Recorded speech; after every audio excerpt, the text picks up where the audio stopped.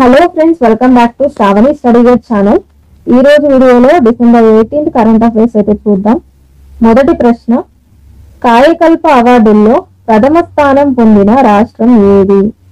Option A Tamil Nadu, option B Karnataka, option C Andhra Pradesh, option D Telangana. సరి అయిన సమాధానము ఆప్షన్ సి ఆంధ్రప్రదేశ్. ప్రభుత్వ హాస్పిటల్లో అంటే గవర్నమెంట్ హాస్పిటల్లో పరిశుభ్రతకి మరియు ఆ హాస్పిటల్స్ అందించే వైద్య సేవలకి అందించే అవార్డే కాయకల్ప అవార్డు. ఇందులో భాగంగా ప్రథమ స్థానంలో మనకు ఆంధ్రప్రదేశ్ నిలవడం జరిగింది. ఆంధ్రప్రదేశ్ లో మొత్తంగా 3161 హాస్పిటల్స్ కి అయితే గుర్తింపు లభించింది. తర్వాత రెండవ స్థానంలో సెకండ్ ప్లేస్ లో తమిళనాడు. ఇక్కడ గుర్తింపు పొందిన హాస్పిటల్స్ ఎన్ని అంటే 2169. అదేవిధంగా మూడవ స్థానంలో ఒడిస్సాలో గుర్తింపు పొందిన హాస్పిటల్స్ ఎన్ని అంటే 2414. అదేవిధంగా మన తెలంగాణ రాష్ట్రంలో 734 హాస్పిటల్స్ తో 4వ స్థానంలో నిలవడం జరిగింది. అదేవిధంగా 5వ స్థానంలో కర్ణాటకలో 371 హాస్పిటల్స్ అయితే గుర్తింపు పొందడం జరిగింది. మీరు ఇక్కడ గుర్తుంచుకోవాల్సిన పాయింట్ ఏంటి అంటే కాయకల్ప అవార్డు అనేది మనకు గవర్నమెంట్ హాస్పిటల్స్ యొక్క పరిశుభ్రత మరియు అది అందించే సేవలకు కానీ అవార్డు అయితే అందిస్తారు. అందులో ప్రథమ స్థానము ఆంధ్రప్రదేశ్కి వచ్చింది, తెలంగాణకి 4వ స్థానం దక్కడం జరిగింది. రెండవ ప్రశ్న, విజయ్ హజారే ట్రోఫీ 2023 విజేత ఎవరు? Option A Haryana, option B Rajasthan, option C Gujarat, option D New Delhi. సరైన సమాధానము option A Haryana. Vijay Hazare trophy 2023 Haryana జట్టు గెలవడం జరిగింది. ఫైనల్ మ్యాచ్ అనేది మనకు రాజ్కోట్ లో జరిగింది. మ్యాచ్ అనేది మనకు హర్యానా వర్సెస్ రాజస్థాన్. విజయ్ హజారే ట్రోఫీ అనేది మనకు ప్రారంభించి 30 సంవత్సరాలు అవుతుంది. ఆ 30 years లో ఈ హర్యానా ట్రోఫీ గెలవడం ఇదే మొదటిసారి. అండ్ ఇక్కడ ఇంకొక అంశం ఏంటి అంటే రాజస్థాన్ పై 30 పరుగుల తేడాతో హర్యానాను అయితే గెలవడం జరిగింది ఫ్రెండ్స్. మూడవ ప్రశ్న, అండర్-19 ఆసియా కప్ విజేత ఎవరు? Option A Bangladesh, option B Pakistan, option C Bharat, option D UAE. సరైన సమాధానము ఆప్షన్ ఏ బంగ్లాదేశ్. దుబాయ్ లో అండర్-19 ఆసియా కప్ యొక్క ఫైనల్ మ్యాచ్ అయితే జరిగింది. ఇది బంగ్లాదేశ్ వర్సెస్ యుఏఈ. మొదట బ్యాటింగ్ చేసిన ఈ బంగ్లాదేశ్ 50 overs లో 282 రన్స్ చేస్తే అందులో రెహమాన్ షిబ్లీ 129 పరుగులతో రాణించారు. అంటే 129 రన్స్ అయితే రెహమాన్ షిబ్లీ గారు చేయడం జరిగింది. రెహమాన్ షిబ్లీకే player of the match and player of the series ఈ 2 అవార్డులు అయితే ఇతనికి రావడం జరిగింది. ఇతను బంగ్లాదేశ్ ప్లేయర్. 4వ ప్రశ్న, ప్రపంచంలోని అతిపెద్ద కార్పొరేట్ కార్యాలయము ఎక్కడ ఉంది, ఎక్కడ ప్రారంభించారు? ఇది రీసెంట్ గా ఈ కార్యాలయాన్ని ప్రారంభించడం జరిగింది. Option A Malaysia, option B Patna, option C Surat, option D Indonesia. సరైన సమాధానము ఆప్షన్ సి సూరత్. ప్రపంచంలోనే అతిపెద్ద కార్పొరేట్ కార్యాలయాన్ని ప్రధాని మోడీ గారు ప్రారంభించారు. దీనికి సూరత్ డైమండ్ బోర్స్ అని నామకరణం చేయడం జరిగింది. Surat diamond bores.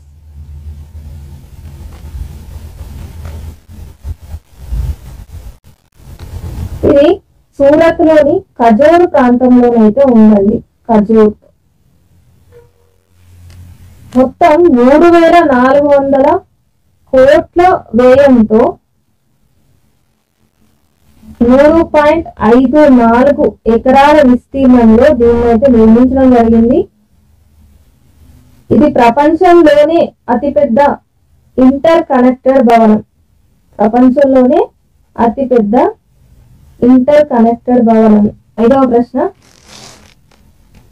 ప్రశ్న పీరియాడిక్ లేబర్ ఫోర్స్ సర్వే ప్రకారము గ్రాడ్యుయేట్ల నిరుద్యోగ రేటు ఎక్కువగా ఉన్న రాష్ట్రం లేదా కేంద్రపాలిత ప్రాంతం ఏది? Option a Andaman and Nicobar దీవులు, option b New Delhi, option c Rajasthan, option d Ladakh. సరైన సమాధానము ఆప్షన్ ఏ అండమాన్ నికోబార్ దీవులు. పీరియాడిక్ లేబర్ ఫోర్స్ సర్వే ప్రకారము 2022-23 సంవత్సరం ప్రకారము గ్రాడ్యుయేట్ల నిరుద్యోగ రేటు అనేది మొత్తంగా 13.4% ఉంది. అయితే ఈ సంవత్సరం తగ్గింది. 2021-22 గాను నిరుద్యోగ శాతం అనేది 4.5గా ఉండేది. ఇప్పుడు 13.4కు తగ్గడం జరిగింది. చండీగఢ్లో ఈ నిరుద్యోగ రేటు అనేది తక్కువగా ఉంది. ఎంత అంటే 5.6%గా చండీగఢ్లో తక్కువ ఉంది. ఆ తర్వాత స్థానంలో ఢిల్లీ 5.7%గా ఉంది. అండమాన్ నికోబార్ దీవుల్లో అత్యధికంగా 33% ఉంది. Sixth one, best quality of living cities rankings లో భారత్ నుంచి ఎన్ని ప్రాంతాలైతే ఎంపిక కావడం జరిగింది? Option A 1, option B 10, option C 7, option D 4. సరైన సమాధానము option C 7. Best quality of living cities rankings అనేవి ఎవరు ఇస్తారు అంటే మెర్సర్ సంస్థ అయితే విడుదల చేయడం జరిగింది.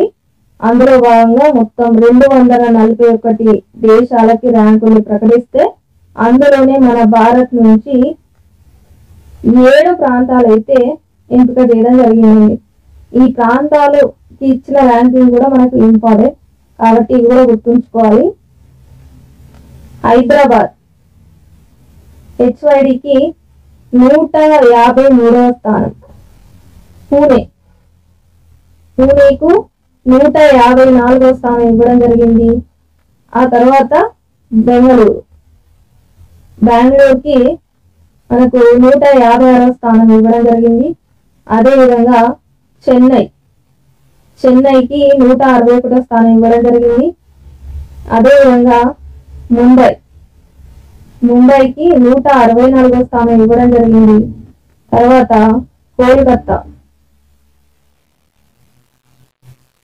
కోల్కతాకి 170వ స్థానం ఇవ్వడం జరిగింది. ఆ తర్వాత ఢిల్లీ 172వ స్థానం. క్వాలిటీ ఆఫ్ లివింగ్ సిటీస్ లో ఈ 7 నగరాలకైతే ఎంపిక చేసి వీటికి ర్యాంక్స్ అయితే ఇవ్వడం జరిగింది.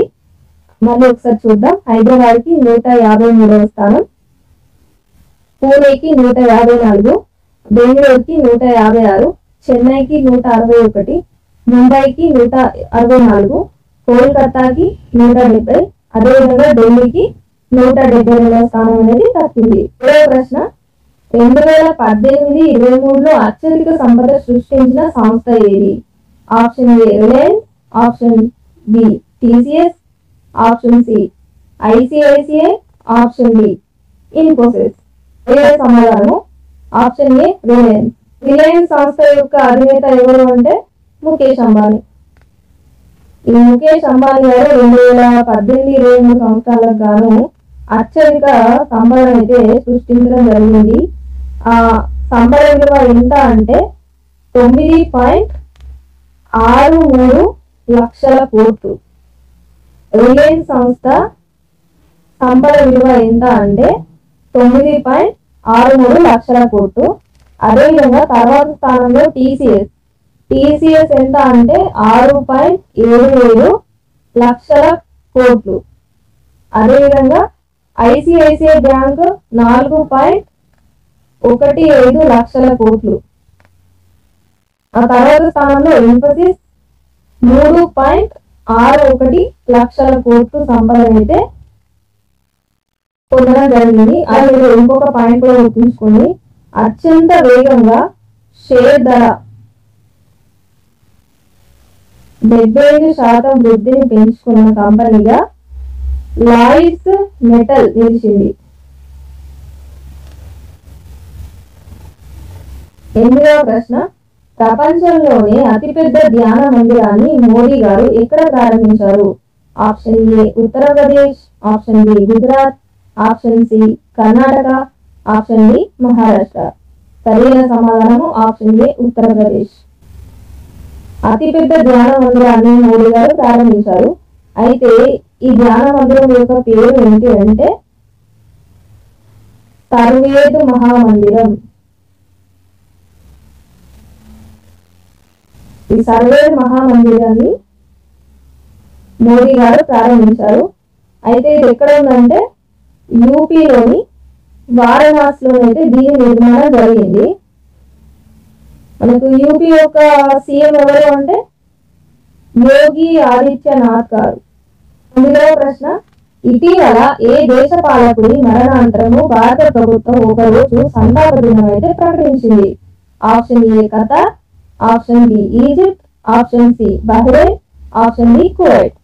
సరైన సమాధానము ఆప్షన్ డి కువైట్. కువైట్ యొక్క దేశ పాలకుడు ఎవరు అంటే కువైట్ దేశం యొక్క పాలకుడి పేరు ఏంటంటే Emir Sheikh Nawaf al Ahmad al Jaber al Sabah. ఇతను కువైట్ దేశం యొక్క పాలకుడు. వయసులో శనివారం అయితే మరణించడం జరిగింది. ఇతను మరణం తర్వాత మన ఇండియా ఏం చేసింది అంటే సండే రోజు సంతాప దినంగానైతే ప్రకటించడం జరిగింది. ప్రశ్న, టెస్ట్ క్రికెట్ లో 500 లేదా అంతకంటే ఎక్కువ వికెట్లు తీసిన ప్రపంచంలో 8వ బౌలర్ గా ఎవరు నిలిచారు? Option A Nathan Lyon, option B Ravindra Jadeja, option C Adam Zampa, option D Ravichandran Ashwin. సరైన సమాధానము option A Nathan Lyon. Nathan Lyon ఎవరు అంటే ఆస్ట్రేలియాకు చెందిన spinner. Nathan Lyon test cricket లో 500 లేదా అంతకంటే ఎక్కువ వికెట్ తీసిన ప్రపంచంలోని 8వ బౌలర్. అదే ఆస్ట్రేలియాలో చూసుకుంటే 3వ బౌలర్. ఈ ఘనతను సాధించిన ఇంకా ఇద్దరు ఎవరు అంటే షేన్ వార్న్ 708 వికెట్లు. అదేవిధంగా గ్లెన్ మెక్గ్రాత్ 563 వికెట్లు. అంతర్జాతీయ వలసదారుల దినోత్సవాన్ని ప్రతి సంవత్సరం ఎప్పుడు జరుపుకుంటారు? Option A December 16, option B December 17, option C December 18, option D December 19. సరైన సమాధానము ఆప్షన్ సి డిసెంబర్ 18. డిసెంబర్ 18 అంతర్జాతీయ వలసదారుల దినోత్సవాన్ని జరుపుకుంటారు. వలసదారులు ఎదుర్కొంటున్న ముఖ్యమైన సవాళ్లను పరిష్కరించడంలో చేసిన సహకారాన్ని అభినందించడానికి అయితే ఈ దినోత్సవాన్ని జరుపుకుంటారు. అంతర్జాతీయ వలసదారుల దినోత్సవం 2023 యొక్క థీమ్ ఏంటి అంటే థీమ్ అనేది మనకి ఇంపార్టెంట్. సురక్షిత వలసలను ప్రోత్సహించడం. మనం జరుపుకోవడం ఏ సంవత్సరంలో ప్రారంభించారు అంటే 2000 సంవత్సరంలో అయితే ఈ వలసదారుల దినోత్సవం జరుపుకోవడం ప్రారంభించారు. భారతదేశంలో కొత్త రాయబారిగా ఇజ్రాయెల్ ప్రభుత్వం ఎవరిని నియమించింది? Option a Ron Malka, option b Gilon కాదు, option c Reuven Azar, option d వీటిలో ఏది కాదు. సో సరైన సమాధానం ఆప్షన్ సి రూబెన్ అజార్. భారతదేశంలో కొత్త రాయబారిగా రూబెన్ అజార్ ని అయితే ఇజ్రాయెల్ ప్రభుత్వము నియమించడం జరిగింది. ప్రస్తుతము ఇజ్రాయెల్ రాయబారిగా పనిచేస్తున్న వ్యక్తి ఎవరు అంటే నూర్ గిలాన్. ఈ నూర్ గిలాన్ గారు 2021 సంవత్సరం నుంచి భారత్ లో ఇజ్రాయెల్ రాయబారిగా అయితే పనిచేయడం జరుగుతుంది. రూబెన్ అజార్ గారు ప్రస్తుతం రొమేనియాలో ఇజ్రాయెల్ రాయబారిగా అయితే ఉన్నారు. 13వ ప్రశ్న, అంటార్కిటికాలోని ఎత్తైన మౌంట్ విన్సన్ శిఖరాన్ని ఇటీవల విజయవంతంగా అధిరోహించిన భారతీయులు ఎవరు? ఇలాంటివి మనకు చాలా important. So option a Arunima Sinha, option b Lovraj Singh Dharmshaktu, option c Sheikh Hasan Khan, option d Anshu Jamsenpa. సరైన సమాధానము ఆప్షన్ సి షేక్ హసన్ ఖాన్. ఇవాళ అంటార్కిటికాలోని ఎత్తైన మౌంట్ విన్సన్ శిఖరాన్ని అయితే అధిరోహించడం జరిగింది.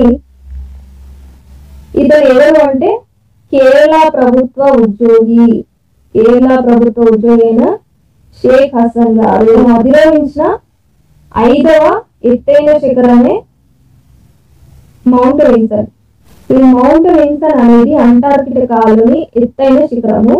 ఇది సముద్ర మట్టానికి 4892 మీటర్ల ఎత్తులో ఈ శిఖరం అయితే ఉంటుంది. విన్సన్ గారు అధిరోహించిన 5వ ఎత్తైన శిఖరం ఇది. 4 శిఖరాలు ఉంటూ ఒకసారి చూద్దాం. ఉత్తర అమెరికాకు చెందిన డెనాలి పర్వతం, ఆఫ్రికాకు చెందిన కిలిమంజారో, ఐరోపాకి చెందిన ఎల్బ్రస్ అండ్ ఎవరెస్ట్ పర్వతం. ఆ తర్వాత మౌంట్ విన్సన్ శిఖరాన్ని అయితే అధిరోహించడం జరిగింది. ఇది ఫ్రెండ్స్ ఈ రోజు కరెంట్ అఫైర్స్ వీడియో. ఈ వీడియోలో చెప్పిన ఇన్ఫర్మేషన్ అంతా మీకు యూస్ఫుల్ గా అనిపిస్తే ఖచ్చితంగా లైక్ చేసి మీ ఫ్రెండ్స్ తో షేర్ చేయండి. మళ్ళీ రేపటి కరెంట్ అఫైర్స్ వీడియోలో కలుద్దాం. Thank you for watching.